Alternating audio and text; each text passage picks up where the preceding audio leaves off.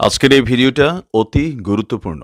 দেখা মাত্র প্রত্যেকটা বাংলাদেশী নাগরিক এটা ভিডিওটা শেয়ার করে দিবেন, কারণ আমি যে তথ্যগুলো দিচ্ছি। নমস্কার, খবরের অন্তরালের খবর নিয়ে ক্যালকাটা ডায়ালগস থেকে আমি মনোজ দাস। আজকের বিষয় সেলাম জেনারেল, তোমাকে সেলাম। হৃদয় জয় করলেন ওয়াকারুজ্জামান। অবাক হচ্ছেন তাই না? ঠিক আছে, কেন বলেছি সেলাম জেনারেল, তোমাকে সেলাম? এই ওয়াকারুজ্জামান সম্পর্কে এই কথা। দর্শক, বাংলাদেশের রাষ্ট্রধর্ম হিসেবে ইসলামের উল্লেখ থাকলেও সংবিধানে কিন্তু দেশটির পরিচয় ধর্মনিরপেক্ষ দেশ হিসেবে। সেখানে এখনো 2 কোটির মতো হিন্দু আছেন বৌদ্ধ, খ্রিস্টান এবং অন্য ধর্ম বিশ্বাসের মানুষ। এমন বহু ধর্মের দেশে যখন বিভিন্ন ধর্ম সম্প্রদায়ের মানুষের ধর্মীয় উৎসব থাকে, তখন সাধারণ নিয়ম হলো রাষ্ট্রের শাসনতান্ত্রিক প্রধান সেই বিশেষ ধর্ম সম্প্রদায়ের মানুষের উদ্দেশ্যে শুভ কামনা জানান, তাদের উৎসবে বার্তা পাঠান। ভারতের প্রধানমন্ত্রী যেমন বার্তা ও শুভেচ্ছা বাণী দেন হিন্দুদের ধর্মীয় উৎসবে, তেমনি মুসলিমদেরও ঈদের শুভেচ্ছা, খ্রিস্টানদের বড়দিনের শুভেচ্ছা, বৌদ্ধদের বুদ্ধ পূর্ণিমার শুভেচ্ছা, শিখদের জন্য গুরু পূর্ণিমার শুভেচ্ছাও পাঠিয়ে থাকেন সেই বিশেষ ধর্মাবলম্বীদের জন্য। ভারতের প্রধানমন্ত্রী ব্যতি রেখে রাষ্ট্রপতিও নিয়মতান্ত্রিক প্রধান হিসেবে শুভেচ্ছা পাঠান। শুধু ভারতের কথা বলি কেন, আমেরিকা সহ দুনিয়ার বহু দেশের প্রেসিডেন্ট, প্রধানমন্ত্রীরা হিন্দুদের দুর্গাপূজা, দীপাবলিতে শুভেচ্ছা যেমন পাঠান, আবার ঈদের শুভেচ্ছাও জানান। বাংলাদেশের বর্তমান শাসনতান্ত্রিক প্রধান নোবেল লরিয়েট, মহাজ্ঞানী, মহাপণ্ডিত ডক্টর মোহাম্মদ ইউনুস সম্ভবত এই রীতিনীতি জানেন না। তিনি হিন্দুদের জন্য জন্মাষ্টমীর শুভেচ্ছা যে পাঠাতে হয় এটা জানেন না, অথবা জানলেও প্রয়োজন বোধ করেননি। কারণ যাদের জোরে তিনি ক্ষমতায় বসে রয়েছেন সেই তারা হিন্দুদেরকে যে খুব একটা হিন্দুদেরকে প্রীতির চোখে দেখে তা তো নয়। আর জনাব রাষ্ট্রপতি হচ্ছেন জনাব শাহাবুদ্দিন, তিনিও মনে হয় বিষয়টি ভুলে মেরেছেন। অবশ্য একজন গৃহবন্দী এবং নজরবন্দি রাষ্ট্রপতি এরকম বার্তা দিলে সেই বার্তা বঙ্গভবনের চৌহদ্দি পেরিয়ে বাইরে আসবে কিনা সেটা নিয়ে রীতিমতো সন্দেহ আছে। ইউনুস মিয়া ভুলে মারলেও ভোলেননি বাংলাদেশের সেনাপ্রধান জেনারেল ওয়াকারুজ্জামান। গতকাল শনিবার ছিল ভগবান শ্রীকৃষ্ণের শুভ আবির্ভাব দিবস। পরিত্রাণায় ও সাধুনাং বিনাশায় চ দুষ্কৃতান ধর্ম সংস্থাপনার্থায় সম্ভবামি যুগে যুগে। অর্থাৎ সৎ মানুষদের রক্ষার জন্য, দুষ্কৃতীদের ধ্বংসের জন্য এবং ধর্ম প্রতিষ্ঠার জন্য ঈশ্বর অবতার রূপে যুগে যুগে জন্ম নেন এই পৃথিবীতে। শ্রীকৃষ্ণ এমনই একজন অবতার, হিন্দুর উপাস্য দেবতা। বাংলাদেশের বর্তমান রাষ্ট্রশক্তি জন্মাষ্টমী ভুললেও ভোলেননি জেনারেল ওয়াকারুজ্জামান। তিনি শুধু বার্তা পাঠানোর মধ্যে নিজেকে আবদ্ধ রাখেননি, হিন্দুদের এই অনুষ্ঠানে যোগ দিয়েছেন। একা নন, সঙ্গে নিয়েছেন নৌবাহিনীর প্রধান অ্যাডমিরাল এম নাজমুল হাসান, বিমান বাহিনীর প্রধান air chief marshal Hasan Mahmud Khan এবং নবম পদাতিক ডিভিশনের GOC general officer commanding major general Mohammad Moin খানকে সঙ্গে নিয়েছেন। শনিবার বিকেলে রাজধানীর পলাশী মোড়ে জন্মাষ্টমীর উৎসব ও মিছিলে সম্মানিত অতিথি ছিলেন বাংলাদেশ সেনাবাহিনীর প্রধান জেনারেল ওয়াকারুজ্জামান। তার সঙ্গে এই উৎসবে সম্মানিত অতিথি ছিলেন ওই যে আরো যে বিভিন্ন সেনাকর্তা যাদের নাম বললাম। এইখানে বাংলাদেশের একটি পত্রিকা যুগান্তর অনলাইন, তারা এই ব্যাপারে যে খবর দিয়েছে তাদের পত্রিকায়, এই দেশ সেটা একবার পড়ছি। এখানে ভাষণ প্রসঙ্গে ওয়াকারুজ্জামান বলেন, এই দেশ সবার, এখানে ধর্ম, জাতি, বর্ণ, গোত্রের মধ্যে কোনো ভেদাভেদ থাকবে না।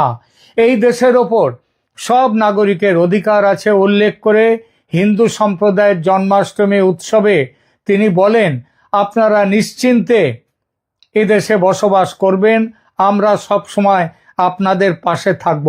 কথাটা খুব অদ্ভুত মনে হচ্ছে না? খুবই অদ্ভুত মনে হচ্ছে না? বিশেষত বাংলাদেশের প্রেক্ষিতে, যেখানে হিন্দুদের ভয়ঙ্কর অত্যাচারের মুখোমুখি হতে হচ্ছে। একথা যেমন ঠিক, তেমনি এটাও ঠিক বেশ কিছু জায়গায়, যেমন কয়েকদিন আগে রংপুরে হিন্দুদের উপরে যে অত্যন্ত আক্রমণ নেমে এসেছিল, একটি অল্প বয়সী কিশোর ছেলে, তার নামে অন্য কেউ একজন একটা ফেসবুকে পোস্ট দিয়ে দেয়, সেইটা নিয়ে তুলকালাম বাদে। এমনকি সেখানে বিএনপি দল হিসেবে তারাও করেছিল, সেখানে মদত দিয়েছে, জামাত শিবির মদত দিয়েছে, গোলমাল হয়। কিন্তু এই সেনাবাহিনী সেখানে গিয়ে সেই গোলমাল থামিয়ে দেয়। একটা হিন্দুরও প্রাণ যায়নি রংপুরের সাম্প্রতিক গোলমালে। এছাড়া বিভিন্ন জায়গায় তারা, যে আমি নিজে জানি যে বাংলাদেশের ঢাকায় এক ডাক্তার, ভদ্রলোক এবং তার স্ত্রীও ডাক্তার, তাদের একমাত্র মেয়ে, তিনিও ডাক্তার, তার উপরে কিছু একটা অত্যাচার নেমে আসার, মানে তাকে নানা রকমভাবে ঝামেলা সৃষ্টি করার, তার উপরে চাপ সৃষ্টি করার, এমনকি তাকে কিডন্যাপিংয়ের চেষ্টা পর্যন্ত করা হয়েছিল। সেই চেষ্টা কিন্তু রুখে দিয়েছিল এই সেনাবাহিনীর মধ্যে একটি সংস্থা আছে, সেটা হচ্ছে যারা সংখ্যালঘুদের দেখবার জন্য সেনাবাহিনীর বিশেষ একটি বিভাগ বাংলাদেশে আছে সেনাবাহিনীর ভেতরে। তারা কিন্তু তাদেরকে যথেষ্ট পাহারা দিয়ে, তাদেরকে নিরাপত্তা দিয়ে তাদের কোনো ক্ষতি হতে দেয়নি। তো সুতরাং আপনারা কেউ কেউ প্রশ্ন করতেই পারেন, বহু জায়গাতে তো হিন্দুদের ওপর গোলমাল হচ্ছে। আমি দুদিন আগে আমিও একটি পোস্ট করেছি, এখানে একটি প্রতিবেদন দিয়েছিলাম। একটি বাড়িতে চাঁদা দিতে পারেনি বলে বিএনপির কর্মীরা চড়াও হয়ে সেখানকার বাড়ির মা ও মেয়েকে কিভাবে তাদের উপরে অত্যাচার করছে, আমি সেই ঘটনা নিয়ে একটি ভিডিও দিয়েছিলাম। তো কেন সেখানে যাননি সেনাবাহিনী, কোথায় ছিল ইত্যাদি নানা প্রশ্ন আসতেই পারে। সেনাবাহিনী 100% ঠিকভাবে কাজ করছে, আমি একথা বলবো না, কিন্তু একথাও বলবো 100% ঠিকভাবে কাজ করা তো কোনো জায়গাতে বাংলাদেশের বর্তমান প্রেক্ষিতে সেটা ভাবাটাই একটা ভুল। তবু সেনাবাহিনী তাদের সীমিত সামর্থ্যের মধ্যে থেকেও তারা কিন্তু কিছু করবার চেষ্টা করছে। ফিরে আসি জন্মাষ্টমীর অনুষ্ঠান প্রসঙ্গে। জন্মাষ্টমীর উৎসব ও কেন্দ্রীয় মিছিলের আয়োজক বাংলাদেশ পূজা উদযাপন পরিষদ, ঢাকা মহানগর সার্বজনীন পূজা কমিটি ও শ্রী শ্রী ঢাকেশ্বরী জাতীয় মন্দির। এবং তাদের এই অনুষ্ঠানে সবাইকে সৌহার্দ্য সম্প্রীতি বজায় রাখার আহ্বান জানিয়ে সেনাপ্রধান বলেন, এই দেশে শত শত বছর ধরে হিন্দু, মুসলমান, বৌদ্ধ, খ্রিস্টান, পাহাড়ি, বাঙালি, উপজাতি সবাই মিলে আমরা অত্যন্ত শান্তিতে সম্প্রীতির সঙ্গে বসবাস করে যাচ্ছি। আজকের এই দিনে আমাদের অঙ্গীকার হবে সেই সম্প্রীতি, সেই সৌহার্দ্যপূর্ণ পরিবেশ আমরা সব সময় বজায় রাখব। এদেশে আমরা সবাই শান্তিতে সুন্দরভাবে বসবাস করব, একথা বলেছেন সেনাপ্রধান। তিনি আরো বলেন, এখানে কোনো ভেদাভেদ থাকবে না, কোনো ধর্ম, জাতি, বর্ণ, গোত্রের মধ্যে কোনো ভেদাভেদ থাকবে না। এই দেশ সবাই আমরা এই দেশের নাগরিক, আমাদের সবার সমান অধিকার এই দেশের উপরে আছে এবং সেভাবেই আমাদের সামনের সোনালী দিনগুলো দেখতে চাই। সনাতন ধর্ম অবলম্বীদের উদ্দেশ্যে তিনি বলেন, এখানে বাদ্য বাজছে, এই আনন্দে আমাদেরকে সাথে নেয়ার জন্য আমি কৃতজ্ঞতা প্রকাশ করছি। আপনারা নিশ্চিন্তে দেশে বসবাস করবেন এবং আপনারা ধর্মীয় উৎসব আনন্দের সঙ্গে উদযাপন করবেন, আনন্দের সাথে উদযাপন করবেন। আমরা একসঙ্গে এই আনন্দ ভাগাভাগি করব। আমি আশা করি ইনশাল্লাহ এই উৎসব সবসময় জারি থাকবে, মিছিল সবসময় জারি থাকবে। আমাদের পক্ষ থেকে যত ধরনের সহযোগিতা আপনারা চান, ইনশাল্লাহ সেই সমস্ত সাহায্য সহযোগিতা আপনাদেরকে দেব।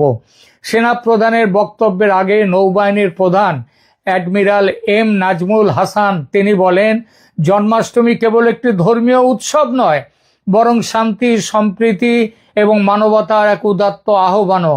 শ্রীকৃষ্ণের শিক্ষা, জীবনাদর্শ শুধু অসত্য অন্যায়ের বিরুদ্ধে রুখে দাঁড়ানোর সাহসী যোগায় না, একই সঙ্গে অসহায় আর্ত মানবতার পাশে দাঁড়াতে এবং সমাজের সাম্য, ভ্রাতৃত্ব, সহনশীলতা ও সম্প্রীতি প্রতিষ্ঠায় গভীরভাবে অনুপ্রাণিত করে।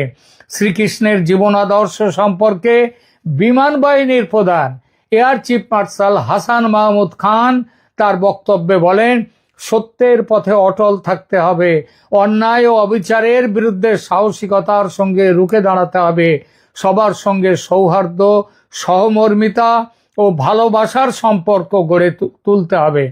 পুরনো ঢাকায় বেড়ে উঠেছেন এই কথা জানিয়ে বিমান বাহিনীর প্রধান বলেন, এখানে অর্থাৎ পলাশীর মোড় থেকে বেশি দূরে না, এই জয়কালী মন্দিরের পাশেই আমার বাসা ছিল এবং লক্ষ্মী বাজারে আমি বড় হয়েছি। আমার লেখাপড়া ওখানেই, তো আমার অনেক বন্ধু বান্ধব হিন্দু সম্প্রদায়ের আছে, এখনো তাদের সঙ্গে আমার যোগাযোগ আছে, ওঠা বসা আছে, খ্রিস্টানও আছে এবং আমরা ছোটবেলা থেকে একটা সম্প্রীতির মাধ্যমে বড় হয়ে উঠেছি, যেখানে আমরা কখনো ধর্ম নিয়ে ভেদাভেদ করিনি। শান্তি ও উন্নতির জন্য ঐক্য অপরিহার্য বলে উল্লেখ করেন বিমান বাহিনীর প্রধান। এই যে কথাগুলো বলা হলো, বাংলাদেশে এই কথাগুলো অন্তত বাংলাদেশের শাসকের মুখে ভেতর থেকে এইসব কথা আজকাল আর উঠে আসে না, শোনা যায় না।